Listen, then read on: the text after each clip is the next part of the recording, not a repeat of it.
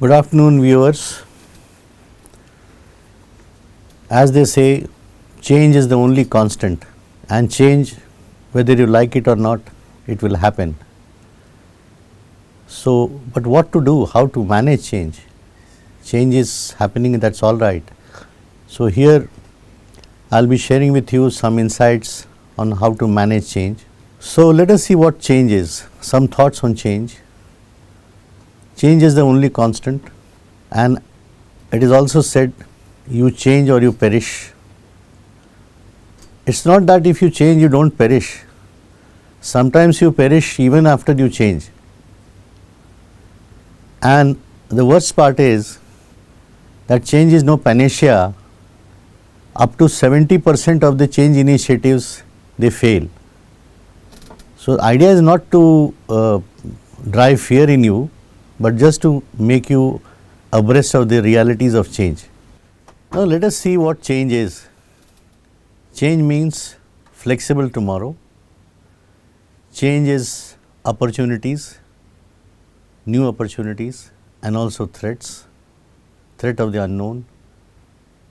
Change is turbulence, sometimes lots of them. Change is uncertainty, certain uncertainty. You be sure uncertainty will be there. And change means global corporations. Change means also responsive organizations, and some instances of change which we have, or upheaval or disruption or whatever you call it, we have faced in our lives, and we have given them names: 9/11 global, 26/11 local. The hurricanes happen everywhere because of climate change, and the latest change or the disruption or the upheaval which we all are living through is COVID-19. What are the triggers for change? Because it's again a cause and effect relationship. Change doesn't happen just for itself. There have to be triggers for change. So, shrinking market share, high employee turnover, these are the triggers for organizations or social organizations, commercial organizations. Rising finished goods inventory, rising customer complaints, emergence of new technologies, disruption in global business scenario. The dimensions of change could be any. It could be a structural dimension, it could be a product related dimension, it could be a strategy related dimension, it could be technological dimension which is driving the change. Last but not the least, it could be a cultural dimension which involves people, or a combination of one or more of them. So, these are the dimensions of change. This is just an illustrative list, this is not an exhaustive list. Models of change again could be many. Sometimes the environmental forces, they drive the change. You monitor global competition and other factors, you scan the horizon and you drive the change. So, we say sometimes the change is from external factors which are called the push factors, and sometimes the change happens because of internal factors which are called the pull factors.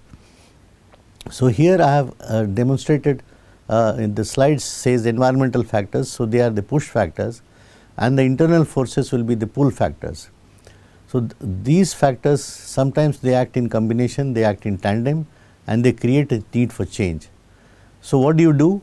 You evaluate the problems and the opportunities.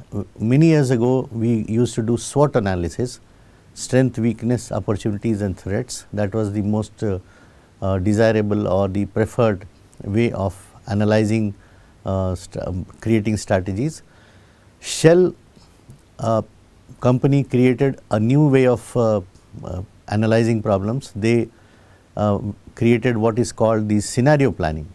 They create scenarios for every situation and they try to analyze. It's like a simulation model. You simulate the problem, you create scenarios based on the problems, and then you try to find out the solutions and you go for the best or the most suitable solution. Then you initiate change and you implement change. So, how do you initiate change? You facilitate search, find solutions, creative ideas, you develop idea champions and idea incubators. And implementing change is use your resources, and sometimes you use various strategies to overcome resistance.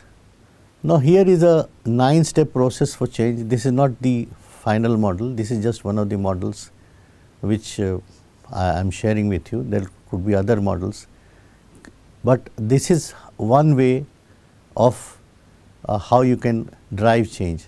You create a sense of urgency, you decide what to change, then you create a guiding coalition and mobilize commitment from the employees, because if there is no commitment on the part of the management or the employees, there will be no change. The change initiatives will fail. We saw in the initial slides that 70% of the initiatives they fail.